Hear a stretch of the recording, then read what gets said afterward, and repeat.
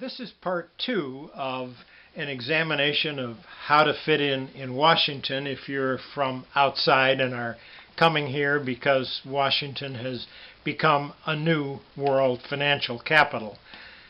People are asking me, where do we go, what do we do? And in the first segment, we talked about restaurants, we talked about some other things. Now I'd like to talk about office space. People spend an awful lot of time deciding where to put the office, what they should furnish it with, how they should entertain in the office. And do you know what? Your job is not in the office. Your job is out somewhere where you can meet the people who can help you, whether they're on Capitol Hill, whether they're in the agencies, whatever cabinet department, whether they're in the White House, whether they are in embassies, other offices, other organizations. Don't ask people to come to you. Go to them. That's the most effective way to find out who they are, to get to meet them. Meet their assistants. Meet the other people who work with them. Don't expect people to come to your office. Don't get comfortable in your office. Get out there. Your job is not in the office. And don't believe you have to live in a prestigious neighborhood. Most of the people who have real power in Washington are of modest to well-to-do means, not super wealthy. They're here to make a difference, not to make money. Remember that. So don't be ostentatious. Fit in, have a good home, nice home for entertaining, but don't be ostentatious.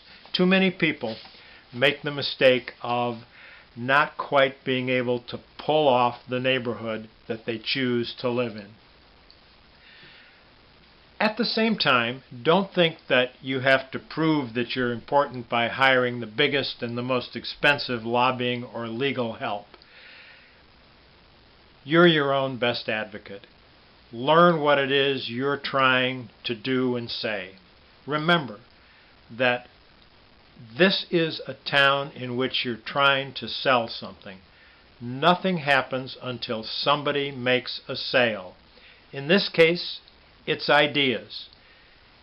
In other cases, elsewhere, it may be a product or a service. Here, you're trying to sell something. Well, get guidance from people who can talk with you and teach you. Learn from those people who will help you deliver your message. Don't hire other people to deliver it for you. They will never be as effective as you will be on your own. Yes, it's harder. It's harder to do it on your own, but it's the more successful way. Finally, remember that in the United States, political party affiliation is important. It doesn't matter whether you're a Republican or a Democrat so much as it matters that you are known in your party. You have been active in a party. Geography is less volatile, however, than political parties. So if you're from Texas, join the Texas State Society. When George W. Bush was president, that was the society to belong to. And anybody who had any Texas roots took advantage of that because they could meet people who could help them get the introduction to the people they needed to know in the agencies and the White House. Now, suddenly, Illinois and to a lesser degree, Hawaii are very important. Well, I happen to be from Illinois. That is a leg up. But wherever you're from, get involved so you have a base, so that you have some place that you can call home. Get to know those people.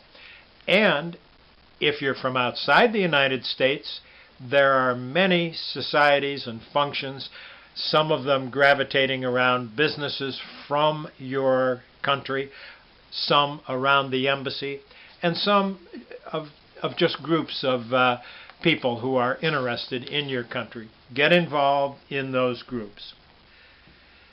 Next, a very important rule, especially for those of you who do not come from the United States.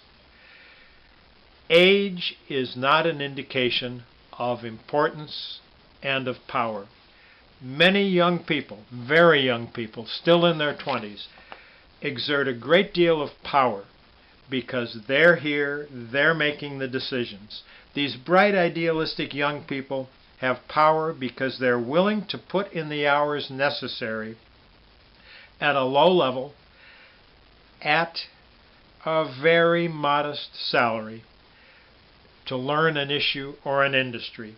The elected officials and the high appointed officials have a very busy schedule, and they can't know all the things they need to know. If you blow off one young person in Washington, you might never understand why you're a failure. Remember, those kids are always communicating with each other. Finally, contribute to charitable causes in Washington. Many people come from countries where the central government handles the charitable contributions, and it's part of your tax. You pay taxes, the country makes charitable contributions. That's not how it is here. And therefore, this is a very generous population. If you don't participate in charitable giving, if you don't make yourself available to serve on the fundraising committees and the organizing committees, people will think maybe you just don't understand. You know, as a last point, people say, I'll never fit in here. I can't understand. Surely, you can fit in here. You already fit in here. This is a country of people who came from somewhere else. So, you're from somewhere else. Most Americans would say to you, welcome home.